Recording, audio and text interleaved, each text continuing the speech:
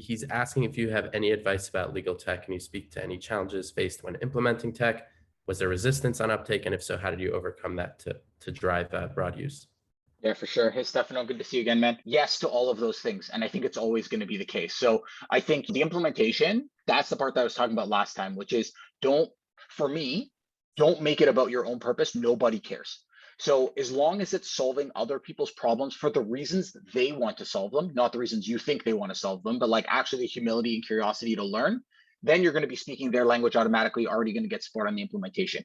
Really tactically on the implementation with legal tech providers is I don't automatically use that provider's implementation team. I actually try to scope out whether they're any good or not. Some people can make good products and are garbage on implementation and support. And in the most important tech tool that I have, I used a third-party implementer who was certified in our CRM tool and in that piece of legal tech. And I just felt like I liked that person's style better, had more controls over them, and I didn't feel good about my legal tax implementation team. It was also way cheaper. That's pretty tactical. In terms of resistance, always going to be resistance. And it's also amazing because the same folks who are pushing that this current process is too manual, it sucks, we got to make it better, will be the same folks that'll fight on it later and be like, whoa, now everything's so robotic and I can't get any support. And it's always going to happen. And what I try to focus on is here are the pain points that were identified. Here's the solves, and I bring those people along for the journey. It doesn't mean that they get veto right. They get to see what the options are and get to try to be more of a champion that way. And I do try to upfront tell them things that I bet they'll be sensitive to and how we're trying to solve it. So one really tactical example for us is we have thousands of clients across, enterprise, mid-market, and early stage clients.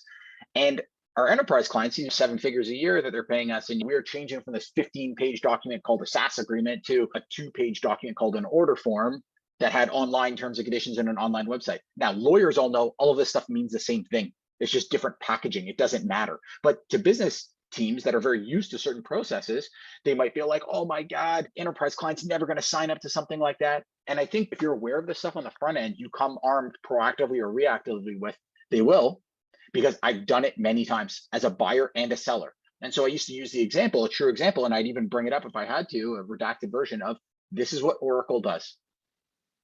They have been doing this for 10 years. And so I think that you try to head off proactively or reactively the points of sensitivity. Are we going to get enough support? Are the tools going to, do a good job of transferring what I have in the CRM system to the order form? And you do demos with them. You do it in sandboxes, you show them how it works, you get their feedback. And I think that's how you get the buy-in to really drive the use, because you say at the end of the day, now it's 24/7, totally within your wheelhouse. You play within these parameters, do whatever you want and go make money. And I think people like that. Fantastic. Thank you for answering that question. Does anyone else have any questions? We have time for probably one more. So Sure. what advice or main takeaway do you want to leave our audience with on helping them build or expand on lean legal teams in their respective organizations?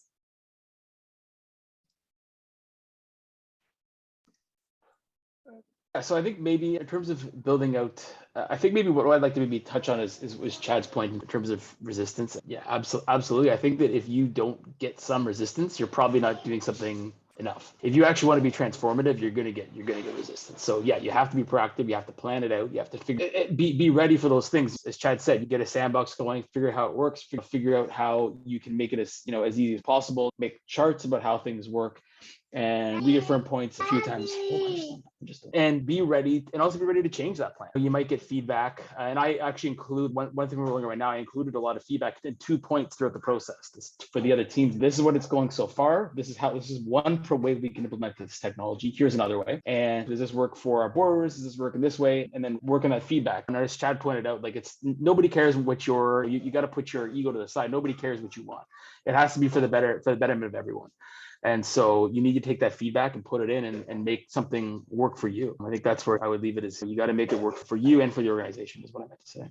Yeah, and make it sustainable. Like I think both Ryan and Chad pointed out that the implementation is one thing, but you need to make sure that whatever tech you bring in is something that's going to continue to be used. And the business has to buy into that. You can't mandate it. They have to want to do it. They have to be interested in doing it. They have to see it in their best interest. But once that happens, I agree 1000%, your life becomes way easier because it's their process that they own. And it is a legal process, but they feel like it's their process.